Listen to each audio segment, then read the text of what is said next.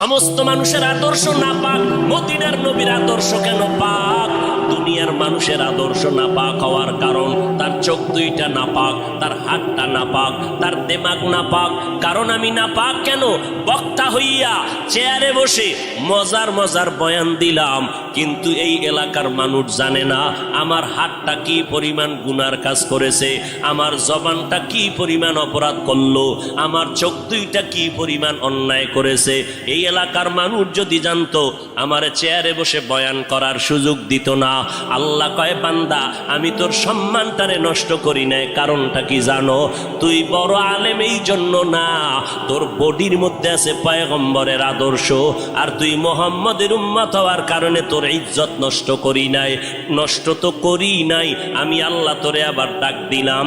তওবার দরজায় ঈশা যদি দুই ফোঁটা চোখের পানি ছেড়ে আমি আল্লাহকে একবার আল্লাহ বলে ডাক দাও, লাব্বাইক বলে যদি তুই হাজিরা দাও, আমি আল্লাহ তোর জীবনের সব গুনাহগুলো মাফ করে দিব। কারণ আমি চাই না আমার মায়ার নবীর উম্মতেরা জাহান্নামে যাবে। কারণ একটা সেকেন্ডের আযাব আমার কোনো বান্দা সহ্য করার শক্তি হবে না। আম্মা জান আয়েশা বলেন, একদিন দেখি আমার মায়ার নবী আমার হুজরায় বসে গুনগুন গুনগুন করে কান্না করেন। আমি আয়েশা বললাম, নবী আমার কোনো ভুলের কারণে আপনি কাঁদেন, আমার কোনো ব্যবহারে কষ্ট পাই আপনি কাঁদেন নাকি? মায়ার নবী কয়, না না আয়েশা, তোমার ব্যবহারের কারণে কাঁদি না, আমি কান্না করি হাসরের ময়দানের কথা মনে পড়ে গেছে রে আয়েশা। ওই হাসরের ময়দানটা কেমন ভয়ঙ্কর হবে, ওই কথা মনে পড়ে যাওয়ার কারণে আমি কান্না করি। ও নবীর উম্মতেরা, আমার নবীর আদর্শ দেখিয়া মক্কার মানুষ দলে দলে কালেমা পড়ে নবীর সৈনিক হয়ে যায়। আমার নবীর কেমন আদর্শ! নবী রাস্তা দিয়ে হাঁটে, যেখানে কদম দেয় ওখান থেকে দীর্ঘদিন মেশকের ঘেরান আসতেছে, নবীর ঘাম থেকে মেশকের ঘেরান পাওয়া যায়। আমার নবী হাঁটতেছেন রাস্তা দিয়া, বারবার সালামের আওয়াজ শোনা যায়। সাহাবায়ে কেরাম বলেন, মানুষ নাই, সালামের আওয়াজ কোথার থেকে শোনা যায়? নবী বলেন, ও সাহাবায়ে কেরাম, আমি মুহাম্মদের সুসংবাদ পাইয়া জঙ্গলের হরিণ আমারে সালাম দিয়েছে, জঙ্গলের বাঘ আমারে সালাম জানিয়েছে, জঙ্গলের প্রাণীরা আমারে সালাম দেয়। আমার নবীর শরীরের মধ্যে মশা মাছি পড়া হারাম। আরবের মানুষ তাকায় দেখে মুহাম্মদ যেদিকেই যায় একটা মেঘের খণ্ড তার মাথার উপরে। কেন? সূর্যের গরম জানো নবীর শরীরে লেগে কষ্ট না দেয়, মেঘের খণ্ড ছায়া দেয়। আমার নবীর শরীরে মশা পড়ে না, মাছি পড়ে না, নবী কষ্ট পাবেন। সেই নবী আমার এই উম্মতের আদর্শ বাস্তবায়নের জন্য পেটে পাথর বেঁধে কালেমার দাওয়াত দিলেন। আমার নবী মা হারা ইয়েতিম, বাবা হারা ইয়েতিম। নবী বলে, আমি দুনিয়াতে সে একবার আব্বা বলে ডাক দিতে পারি নাই রে উম্মতেরা। 6 বছরে মা হারায় ফেললাম, 8 বছরে আমার দাদাকে হারায় ফেললাম। আমার আরবের মধ্যে কেউ নাই, চারোদিকে আমার দুশ্মন। আমি কালেমার দাওয়াত নিয়ে কোথায় যাব? আমি ঘরের মধ্যে বসে কাঁদতেছি। ওই সময় আমার এক আপন, আরবের মধ্যে আর আপন আমার কেউ ছিল না। 2 জন স্বামী বিদায়ের পরে একজন নারী, 40 বছরের বিধবা নারী খাদিজা। আমি মুহাম্মদ 25 বছরে তাকে বিয়া করে নিলাম। আল্লাহর আদালতের অনুমতি নিয়ে বিয়া করে ফেললাম। ওই খাদিজা আমার কান্নার কারণ জিজ্ঞেস করলেন, নবী কেন কান্না করেন? ও খাদিজা কান্দি কেন? আল্লাহ আমাকে কোরআনের আলো দান করেছেন, আমি এখন কালেমার দাওয়াত দিব, আমার এই দাওয়াতকে গ্রহণ করবে। আমার ঘরে বাইরে চতুর্পার্শ্বে দুশ্মন, আমি কার কাছে দাওয়াত নিয়ে যাব? আম্মা জান খাদিজা চিৎকার দিয়া বলে, নবী কোনো পেরেশান হবেন না, এই জমিনের মধ্যে কেউ যদি আপনার কালেমার দাওয়াত না নেয়, আমি খাদিজার হাতটা ধরিয়া আপনি আমাকে প্রথম দাওয়াতটা পড়াইয়া দেন, কালেমা পড়াইয়া দেন। এই জমিনে মরিয়াও যদি যায়, ইতিহাসের পাতায় থাকবে মুহাম্মদের হাতে প্রথম দাওয়াত গ্রহণকারিনী কোনো পুরুষ না, তিনি একজন মহিলা। কিয়ামতের ময়দানে মদিনার নবী বলেন, জান্নাতের 8টা দরজা যখন খুলিয়া 4 জন নারীকে ডাকবে, আসো জান্নাতের দরজা খোলা হয়ে গেছে, আসো। চারজন নারীকে ডাকবে, তোমাদের কোনো হিসাব নাই, তোমাদের কোনো কিতাব নাই, তোমাদের কোনো পেরেশানি নাই। জান্নাতের 8টা দরওয়াজা, সব দরজা দিয়া ডাকবে, আসো। জান্নাতের হুর তোমাদের জন্য অপেক্ষা করতেছে, জান্নাতের বিছানা তোমাদের জন্য রেডি। কেন তুই সূর্যের গরম জানো না লাগে? কারণ সূর্যের গরম লাগলে মাথার মগজগুলো টাস টাস করে ফেটে যাবে, একটা সেকেন্ডের আযাব সইতে পারবা না। আসো, কোনো হিসাব নাই, জান্নাতের 8টা দরজা খোলা, কোন দরজা দিয়ে ঢুকবা? আসো। ও এলাকার মা বোনেরা, 4জন নারীকে জান্নাতের 8টা দরজা ডাকবে, এর মধ্যে একজন নারী হবেন আমার নবীর কলিজার বিবি। 2জন স্বামী বিদায়ের পরে বিধবা 40 বছরের নারী খাদিজা রাদিয়াল্লাহু তাআলা আনহা। ওই খাদিজা ডাক দিয়া কয়, ও নবী, আপনার হাতের কালেমার মুসলমান আমি একজন হয়ে গেলাম। নবী এবার কান্না বন্ধ করে বের হয়ে গেলেন। আর আমার দুঃখ নাই, আমার খুঁটি যখন মজবুত হয়ে গেল, আমার ঘরের চৌকাঠ যখন মজবুত হয়ে গেল, এখন আমি দাওয়াতে নেমে গেলাম। মায়ার নবী দৌড়াইয়া মানুষের দ্বারে দ্বারে গিয়া গোপনে গোপনে দাওয়াত দেয়। হাঁটতে হাঁটতে হাঁটতে হাঁটতে আমার নবী পাথরওয়ালা জমিন পাড়াইয়া তায়েফের ময়দানের কিনারায় দাঁড়ায় কয়, তোরা আমারে চিনোনি, আমি মক্কার মুহাম্মদ, আমি এক আল্লাহর দাওয়াত দিয়ে আসছি, গ্রহণ করো। এই আসমানের মালিক আমার আল্লাহ, এই জমিনের মালিক আমার আল্লাহ, ওই একটা আল্লাহ, আর কোনো আল্লাহ নাই। ওই আসমানের মালিকের পক্ষ থেকে আসছি, কবুল করে নাও। তায়েফের বেঈমানেরা কয়, এটা তো সেই মুহাম্মদ মক্কার পাগল। বাচ্চাদের ডেকে বলে, পাথর মেরে মেরে মুহাম্মদের তাড়াইয়া দাও। যেই নবীর শরীরের মধ্যে মশা মাছি পড়া হারাম, মেঘের খণ্ড ছায়া দেয়, আমার নবী যেন কষ্ট না পায়। ওই শরীরের মধ্যে কাফেরের গোলামেরা এমন বৃষ্টির মতো পাথর মারতেছে, পাথর পরে পরে নবীর শরীর থেকে রক্ত প্রবাহিত হইয়া জুতা আটকাইয়া গেল। মায়ার নবী কান্না করেন আর কদম বাড়াইয়া বাড়াইয়া মক্কার দিকে রওনা হলেন। আবার যত দূর যায় আবার তায়েফের জমিনের দিকে তাকায়, আর আমার মায়ার নবী চোখের পানি ছেড়ে কান্না করে আর বলে, উদয়ার মালিক, তুমি একটু এদের দিলে রহম দাও। আল্লাহ সাথে সাথে জিবরাইলের পাঠায় দিয়া কয়, জিবরাইল, আমি আমার নবীর কান্না সইতে পারি না, যাও যাও।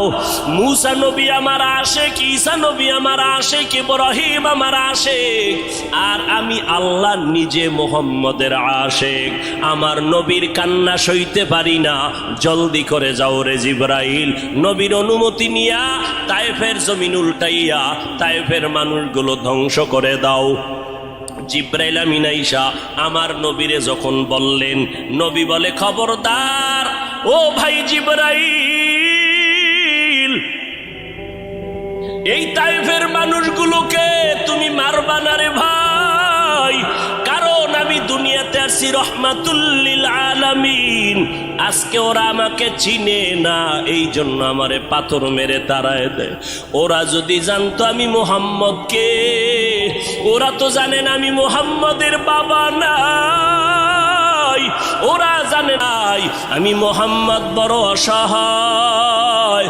ওরা যদি জানতো আমারে মোহাব্বত করে ওরা আদর করত, পাথর মারতো না। ওরা চিনে না, এই জন্য আমাকে পাথর মেরে তাড়ায় দিতেছে। একদিন যদি কবুল করেন আমার আল্লাহ, ওদের দ্বারা কালেমার খেদমত হবে জমিনের ভিতরে, ওদেরকে মারা যাবে না। ও জিবরাইল, এদের উপরে কোনো আঘাত করিও না। আমার মায়ার নবী রক্ত পড়ে জুতা আটকায় গেল। আম্মা জান আয়েশা রাদিয়াল্লাহু আনহা বলেন, ও মুসলমান নবীর আশিক, আমার নবী আদর্শ কায়েমের জন্য রক্ত ঝরাইলেন, পেটে পাথর বাঁধলেন। ও নবীর উম্মতের দল, আজকে সেই নবীর গালি দেওয়া হয়, ওই নবীর অপরাধী বলা হয়। তুমি নবীর আশিক উম্মতেরা চুপ কেমনে থাকো রে বাবা? মুসলমান সন্তানেরা, যুবকেরা, আজকে নবীর আদর্শের টুপি লাগাইলাম, দাড়িটা লম্বা করলাম, লম্বা জামা পরলাম, কই আমাদের খানাও বন্ধ হয় নাই, আমাদের লেখাপড়া স্বাধীনতাও নষ্ট হয় নাই। তোমাকে কে ধোকা দিল? নবীর আদর্শ মানলে স্বাধীনতা থাকবে না। ও বাবা, তোমার আমার মতো হুজুর না, তোমার লাইনে নজর করে দেখো, তোমার মতো যুবক স্কুল কলেজে পড়ে একবেলার নামাজও বাদ দেয় না। দাড়িওয়ালা নামাজি ডাক্তার, প্রফেসর, ইঞ্জিনিয়ারের অভাব নাই। বাবা বলো, তুমি কেন পারবা না? ও আল্লাহর বান্দারা, তোমার আমার মতো যুবক তাকায়া দেখো, ড্রাইভারি করে নামাজ বাদ দেয় না, তুমি কেন পারবা না? তোমার আমার মতো কত ব্যবসায়ী জেনারেল লাইনে পড়েছে, 1 টাকাও হারাম খায় না, এক বেলার নামাজও বাদ দেয় না, কোটি টাকার মালিক, ব্যবসা করে, অভাব নাই, তুমি কেন পারবা না? মনে মনে কি ভাবছো আলেমদের কথা মিথ্যা, আল্লাহর কোরআন মিথ্যা? না রে বাবা না। যদি কোরআন মিথ্যা হইতো, যদি জান্নাত মিথ্যা হইতো, জাহান্নামটা মিথ্যা হইতো। আবু বকরের মতো বান্দা জান্নাতের টিকিট পাইয়া ওই সারা রাত নামাজে দাঁড়াইয়া কাঁদতেন না। মায়ার নবী বলেন, ও আবু বকর কেন কাঁদেন? বলে, হাসরের ময়দানের ভয়ঙ্কর হালাতের কারণে আমি কান্না করতেছি। আম্মা জান আয়েশা বলেন, নবী যখন কান্না করেন, আমি বললাম নবী কাঁদেন কেন? নবী বলেন, হাসরের ময়দানের কঠিন হালাতের কথা মনে পড়ে গেল। কেমন কঠিন হালাত হবে নবী? আম্মা জানকে আল্লাহর নবী বলেন, আয়েশা, কিয়ামতের ময়দানে মানুষগুলো সব উলঙ্গ দাঁড়াবে। আল্লাহ পাক রব্বুল আলামিন ওই সিরিয়ার জমিনের মধ্যে বসে কহরিয়াতের সাইনবোর্ড লাগায়া বলবেন, লিমানিল মুলকুল ইয়াউম। আল্লাহ পাকের কুদরতের আওয়াজটা যখন হবে, হাসরের ময়দানটা থরথর করে কেঁপে উঠবে। ওদিকে আল্লাহ বলবে, সূর্য তুই কই? নিচে নেমে আসো। আম্মা জান আয়েশাকে নবী বলেন, ও আয়েশা, ওই হাসরের ময়দানে সূর্যটা যখন নিচে নেমে আসবে, সূর্যের গরমে মাটির জমিনটা পুরে হবে তামা। ওই সময় এমন ভয়ঙ্কর অবস্থা, অপরদিকে জাহান্নামের আওয়াজ। জাহান্নাম বলবে, ও দয়ার মালিক, গুনাহগার গুলো আমার পেটের ভেতরে দাও, আমার পেটে ক্ষুধা লাগছে, তাড়াতাড়ি গুনাহগার গুলো দাও। আল্লাহর নবী বলে, আয়েশা, ওই হাসরের ময়দানে যেই নবীদের কোনো গুনাহ নাই, একজন নবীরও কোনো অপরাধ নাই, কিন্তু সেই নবীরা হাসরের ময়দানের ভয়ঙ্কর হালাত দেখিয়া উম্মতেরে ভুলে যাবে, নিজেদেরকে বাঁচানোর জন্য হাউমাউ করে কাঁদবেন, আর নাফসি নাফসি নাফসি বলে কাঁদবেন। মূসা নবী উম্মতেরে ভুলিয়া নিজেকে বাঁচানোর কান্না করবেন, আদম নবী কান্না করবেন নাফসি বলে। আম্মা জান আয়েশা বলেন, নবী, ওই হাসরের ময়দানে আপনি কি করবেন? মায়ার নবী কাঁদেন আর বলেন, আয়েশা, ওই কঠিন সময় আমি মাওলার কাছে সিজদায় পড়ে কাঁদবো। ওই সময় আমি আমার নিজের জন্য চিন্তা করব না, আমি কেঁদে কেঁদে বলবো, আমার উম্মত গুলো কই? ও আল্লাহ, আমার উম্মত গুলো জান্নাতে দাও। একটা উম্মত জাহান্নামে গেলে আমি মুহাম্মদ জান্নাতে যাব না রে আল্লাহ। ও নবীর আশিকের দল, ওই আল্লাহর নবীর কথা মিথ্যা মনে করিও না রে বাবা। আমার নবী 63 বছরের জীবনে একটা মিথ্যা কথা বলেন না রে নবীর আশিক। কেন তুমি আজকে নবীর তরিকা মতো চলো না? চাকরিও যাবে না, লেখাপড়াও যাবে না, ডাক্তারি পড়ো, ইঞ্জিনিয়ারিং পড়ো, প্রফেসর হও, কিন্তু নবীর তরিকার মালাটা গলায় লাগাও। মা বাবার দোয়া নিয়ে সামনে আগাও, কারণ মা বাবার চোখের পানি সারা জমিনের মধ্যে আর কারো দোয়ায় আগানো যায় না। আজকে মা বাবার চোখের পানিতে চেয়ারে বসলাম, তুমি টাকা পয়সা বাড়ি গাড়ির মালিক, মা বাবার চোখের পানির কারণে পরীক্ষায় ভালো নাম্বার পেয়েছো মা বাবার দোয়ার কারণে। ওই মা বাবার দোয়া নিয়ে তওবা করো আর নবীর সুন্নতের মালা গলায় লাগাও, উলামায়ে আহলে হকের পরামর্শ নিয়ে আগাও। কারণ গুনাহগার হইয়া কবরে গেলে উপায় নাই, গুনাহগার হইয়া হাসরের ময়দানে দাঁড়াইলে উপায় নাই। উসমান রাদিয়াল্লাহু তাআলা আনহু কবরের কিনারা দিয়া গেলে হাউমাউ করে কান্না করতেন। ওমরে ফারুক দরজা লাগায় কান্না করেন, কবরে কেমনে একা থাকবো, আমি গুনাহগার হয়ে যদি ধরা পড়ে যাই আল্লাহর কাছে আমার উপায় নাই। আবু বকর নামাজে দাঁড়ায় কাঁদেন, হাসরের ময়দানে যদি আল্লাহ আমার আমল পছন্দ না করেন সাথে সাথে অর্ডার হয়ে যাবে জাহান্নামের হ্যান্ডকাপ হাতের মধ্যে লাগায়া দাও। ওই সময় জাহান্নামের আগুনের তাপে পেটের নারী ভুঁড়িগুলো পায়খানার রাস্তা দিয়া পড়তে থাকবে। ওই জাহান্নামের আযাব একটা সেকেন্ডের জন্য সহ্য করার ক্ষমতা কারো হবে না। এই রবিউল আউয়াল থেকে তওবা করো রে বাবা। ও যুবক, ও বৃদ্ধ বাবাজি, পর্দার আড়ালে আম্মা জানেরা, আল্লাহর দরবারে তওবা করেন। আজকে আমি বক্তা, আপনারা শ্রোতা, এই পরিচয় কিন্তু মরণকালে কোনোটাই থাকবে না রে বাবা। সাদা কাপুনের প্যাকেটটা যখন হয়ে যাবে, কে আলেম কে মূর্খ, কে ধনী কে গরিব, কে ছাত্র কে শিক্ষক, কোনো ভেদাভেদ থাকবে না। ওই সাদা কাপুনের প্যাকেট বানাইয়া অন্ধকার কবরে রেখে সবাই চলে যাবে। ওই কবরে তিনটা প্রশ্ন আমাকেও করা হবে, আপনাকেও করা হবে। জবাব যদি দিতে না পারি, মদিনার নবী বলেন সাথে সাথে কবরের সাথে জাহান্নামের দরজা খুলে যাবে। ও আল্লাহর বান্দারা, আজকে দুনিয়াতে সূর্যের গরম সহ্য করতে পারি না, জাহান্নামের আগুন কেমন করে সহ্য করবা?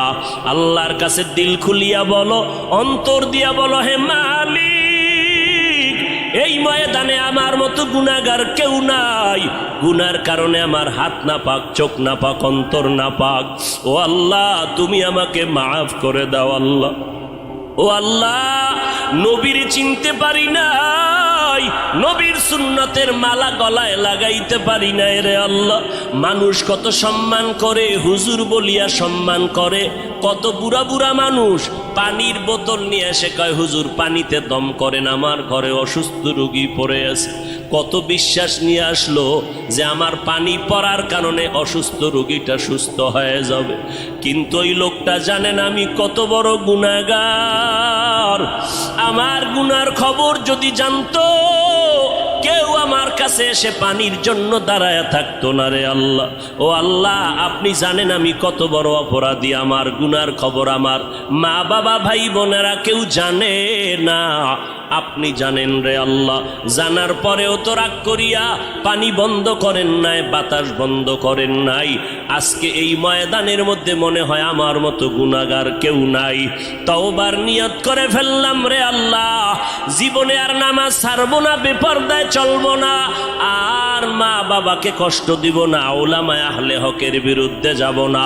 আল্লাহর কাছে তওবার নিয়ত যদি করে দুফোঁটা চোখের পানি ছেড়ে দাও, আল্লাহ বলেন আমি সাথে সাথে তোমার জীবনের গুনাহগুলো মাফ করে দিব। ও আল্লাহর বান্দারা, চোখের পানি নাই, গুনার কারণে দিলটা পাথর হয়ে গেল। আল্লাহর মোহাব্বত নাই, চোখে পানি নাই। আল্লাহর কাছে তৌফিক চাও রে আল্লাহ। কান্নাওয়ালা চক্ষু দান করে দাও, জিকিরওয়ালা জিহ্বা দান করো, আখিরাতের ফিকিরওয়ালা কলব দান করো। ও দয়ার মালিক, আর নবীর তরিকার বাহিরে চলবো না, আর উলামায়ে আহলে হকের বিরুদ্ধে যাব না, মা বাবার বিরুদ্ধে যাব না, দেশ ও জাতির বিরুদ্ধে ষড়যন্ত্রে লিপ্ত হব না। ও দয়ার মালিক, আপনি তো অন্তরের হালাত জানেন। এই ময়দানে সবার তওবা আপনি কবুল করে নেন। এই ময়দানে সব আপনার আশেকদেরকে দিনের খাদেম বানাইয়া তওবার উপরে মজবুত হইয়া মরণ পর্যন্ত নবীর তরিকা মেনে চলার তৌফিক দান করেন, আমিন।